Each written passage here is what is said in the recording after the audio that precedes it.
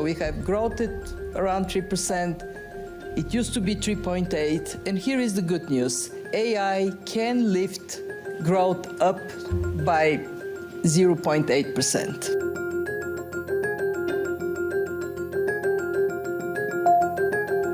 Who benefits is not determined only by whether you were born in a more developed country or not. It is determined by the kind of job you hold.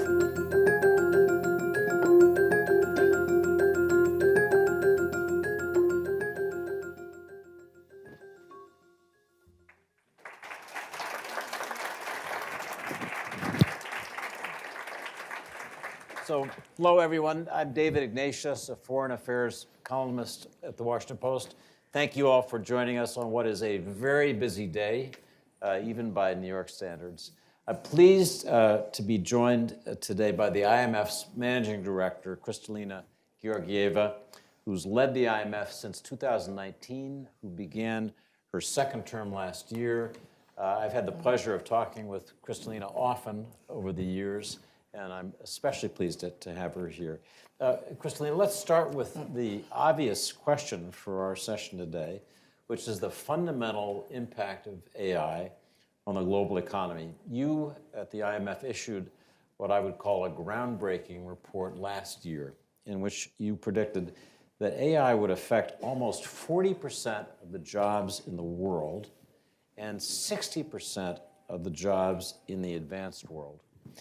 I want to ask you, a year later, how that prediction looks and what you're beginning to sense about the world's ability to adjust to those enormous changes. Thank you for having me here.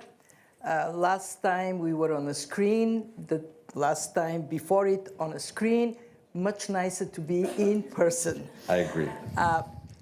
We have been analyzing both the enormous advantage of artificial intelligence for an economy that has been growing very slowly, as well as the risks that are being created.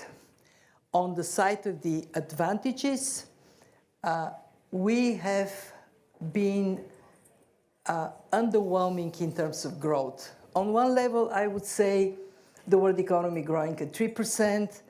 This is not so bad. It has proven to be very resilient. But historically, the 2 decades before the pandemic, growth was on average 3.7%. So what can artificial intelligence do? It can give us back this missing 1%. Our analysis shows that there is a very high probability that increase in productivity, which is what we have been lacking. The fact that the economy is so sluggish is because productivity has not been growing.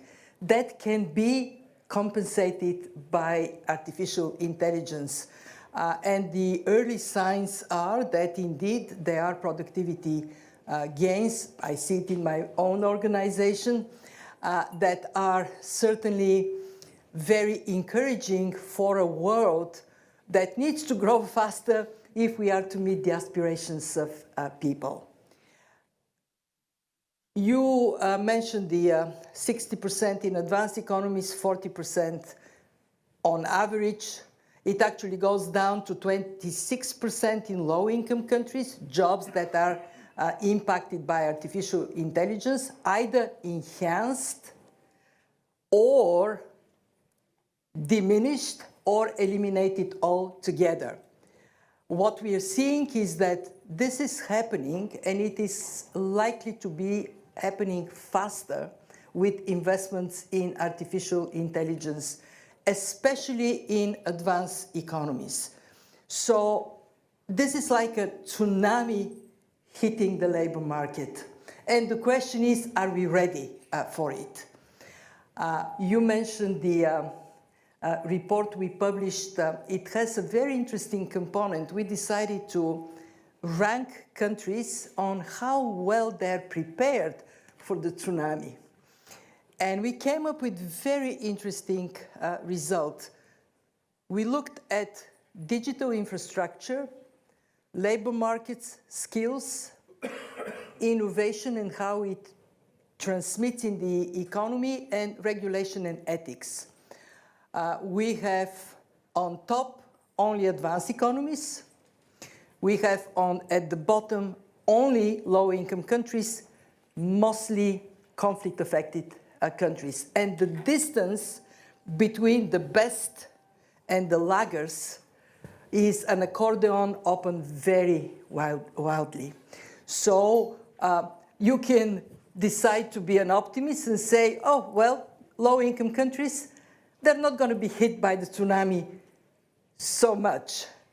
But then you think about the productivity gain, what is going to happen to these economies in comparative terms. So the story of artificial intelligence as it shapes up now is one of three pieces. First, overwhelming dominance of financial flows in the United States. Last year, 75% of venture capital in AI was invested here. This year, I'm told it is now up to 86%. So there is this very, very powerful sucking sound of capital going into the United States, creating a lot of excitement. I'll come up later on the risk that may be coming. Second, it is a story in which the relative preparedness seems to be higher on the physical infrastructure side and lower on the ethics and regulation side. Let me just break in to ask about one implication. Sorry, I didn't mean to overwhelm. It's it's just a very interesting story. Cannot sit tight. I hope everybody in the audience remembers the AI tsunami description, because that's a powerful one. But the IMF worries every day, and has since its beginning, about the gap between the better off countries and the worse off countries. And as you just described the world we're heading into, I worry about a much more radical break between the advanced and less advanced countries. And I worry about AI deserts in the world. You know, this tsunami changing, empowering, hopefully enriching, but maybe missing parts of the world. Speak about that, the problem of the divide. The risk is real. When you think about the fundamentals for artificial intelligence, you start from digital infrastructure and access to electricity. Half of the population in sub-Saharan Africa has no access to electricity. So if you want to get the power of your phone, well, you have to power the phone first. And that is a problem that my dear friend Ajay Banga at the World Bank is absolutely determined to focus on. They have a program to bring access to electricity to 300 million people in Africa. This is half of those that do not have access today. So the investments in basic infrastructure, and then of course investments in education and skills in human capital, they are falling behind on everything, but they're also impacting the ability to make progress on artificial intelligence. Could that be accelerated, this progress be accelerated? Yes, but if you look at the speed with which advanced economies are moving in the world of artificial intelligence, I worry that the risk is more of the divide deepening. We also have occasionally some positive signs when young people in developing countries come up with brilliant ideas and they solve problems. By the way, one thing that I have observed with great admiration is that in developing countries, entrepreneurs are much more likely to concentrate on using artificial intelligence to solve the problems of their communities. Access to clean water, ability to transmit knowledge to remote communities. So there is that element, but on the broader spectrum, it is still, the risk is more tilted towards the divide deepening. How can we help countries? For our advice to developing countries, to emerging markets, to low-income countries is concentrate on these two key impediments for you. Basic digital infrastructure, and please make it public digital infrastructure. You make it private, you suffocate your chances to catch up. And concentrate on skills. One of the good things about artificial intelligence is that it actually accelerates knowledge transfer. Focus on that. Don't think first and foremost about profitability. Think about your ability to be part of this AI story. So one of the things that the IMF worries about is global financial stability. Mm-hmm. And with the enormous levels of investment that we're seeing in AI, this sort of desperate scramble among investors and companies to build the infrastructure. You know, this morning you read of the $100 billion investment that is contemplated in OpenAI by NVIDIA. You see estimates of $3 trillion over time in this sector. And you begin to wonder about, not about the AI boom, if you're a journalist, but about the AI bust, about the danger of financial instability caused by this enormous wave of investment. What do you think, Kristalina? So, two things. One thing we need to cherish is that there is access to AI because of OpenAI everywhere in the world. And that is something that should be encouraged even more. I spoke about public digital infrastructure, but also access to knowledge, the ability of poor people in poor countries, like people in wealthy countries, to access OpenAI. That's really tremendously important also for the benefit of rich countries, because if the developing world falls behind, that's a loss of opportunity for investments and growth globally. I am paid to worry. My job is macroeconomic and financial stability, growth, and employment. So yes, that was the third point I was going to make. We do worry that there is an explosive increase in financing in artificial intelligence. It is highly concentrated in a small number of companies. We are all hype on this is going to raise productivity.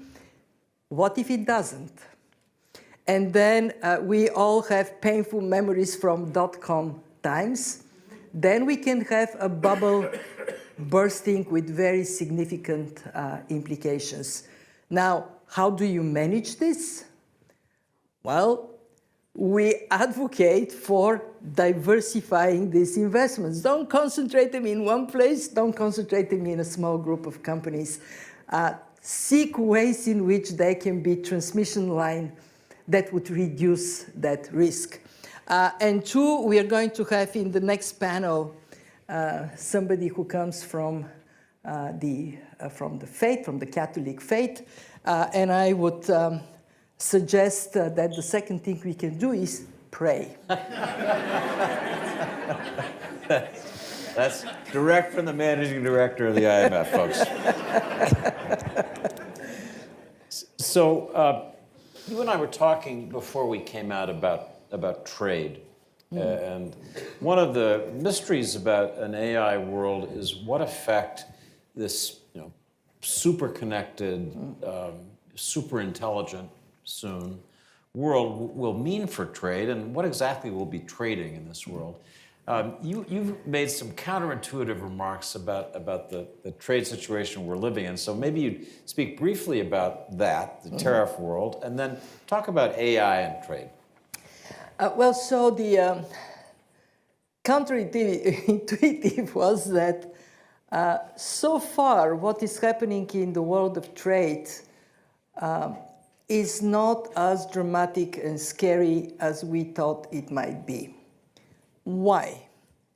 First, because the country that is now more actively imposing tariffs on trading partners, the United States, while nominally has raised tariffs to a very high level, the average is 18%. In fact, effective tariffs, we calculate them, and we are still working on the numbers, so do not quote this number as the final truth, but we are calculating effective tariffs around 9%. So it is half as bad as it looks at first sight.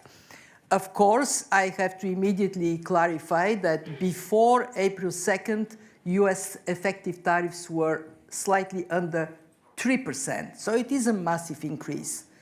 But what is very interesting is what the rest of the world is doing. So far, the rest of the world is not emulating this behavior.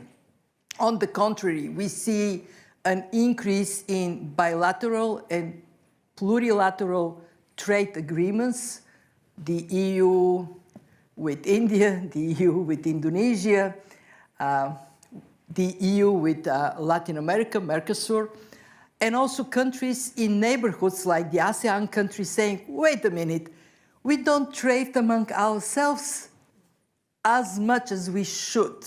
So we see that interest of regional trade spiking because the reliance on global trade as the engine of growth is not as strong today.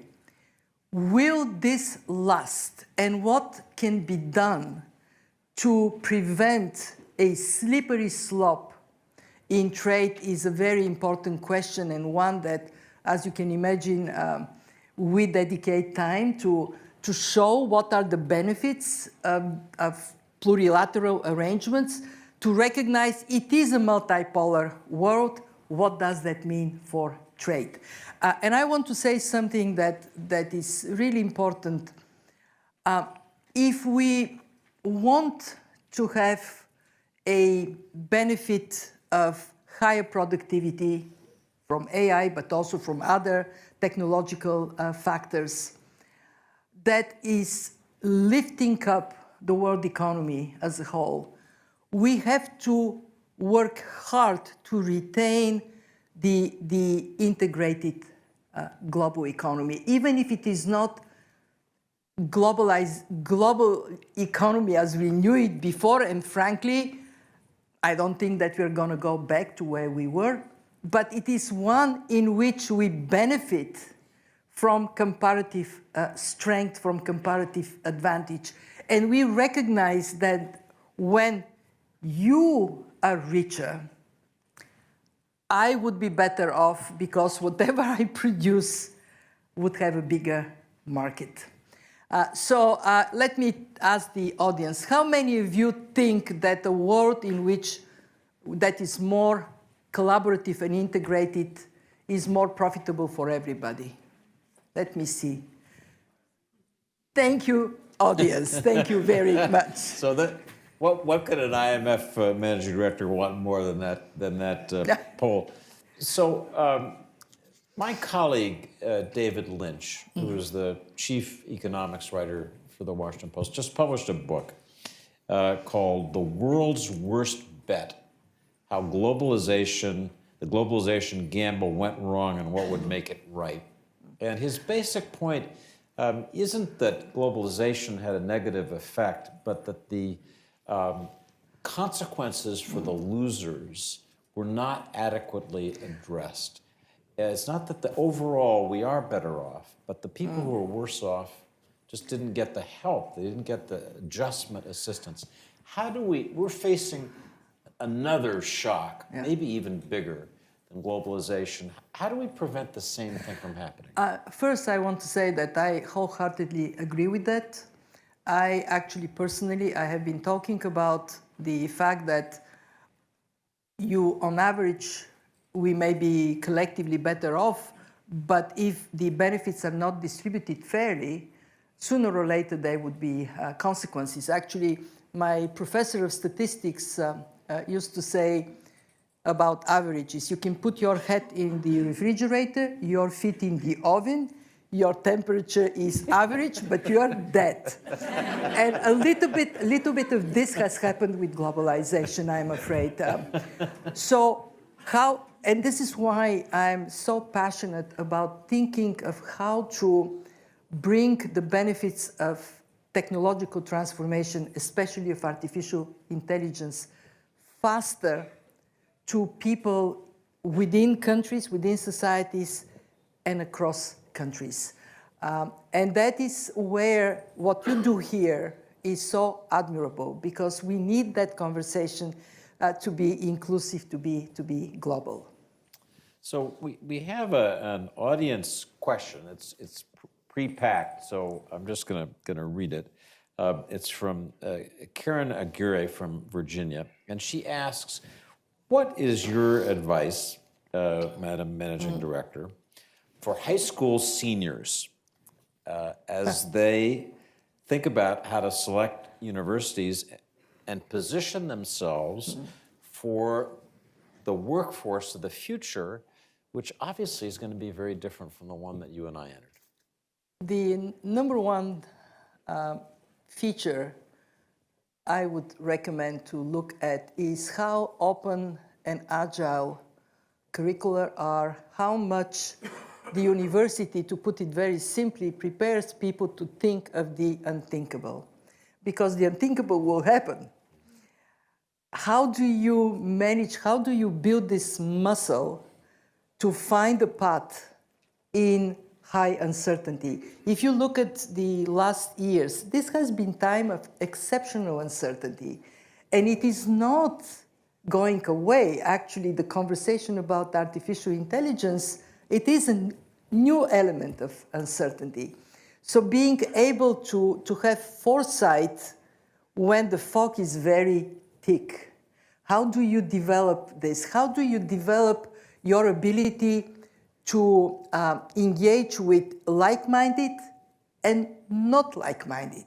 Those who are actually, you passionately disagree with them. I would look for that kind, not so much of course, the actual knowledge, and there would be sectors of the economy that would be more advantageous than others.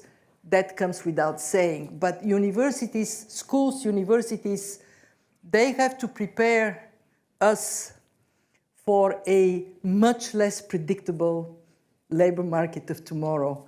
And that means build that capacity, build that mental muscle to sort out your way in uncertainty.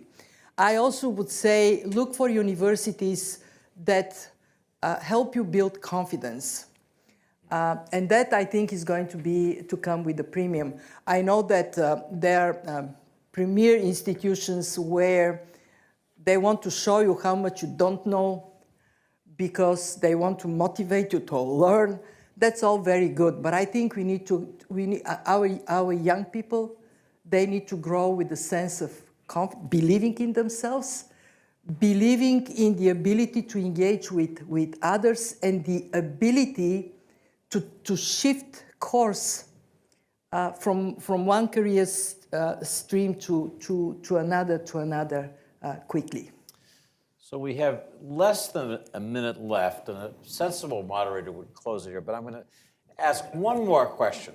And so you and I are going to meet here 5 years from now for another one of these sessions. And I'm going to ask you, Kristalina, I want you to sum up in one sentence what the last 5 years ended up being in terms of AI and the impact on the global economy. And you'd say in one sentence, 5 years from now, what? A wealthier world, and I hope I'll be able to say a more inclusive camaraderie world. So that is my aspiration. What I would exactly say, we have a date 5 years from now, right here. Deal. So this is a treat. I hope everybody enjoyed this as much as I did. Please join me in thanking. Thank you.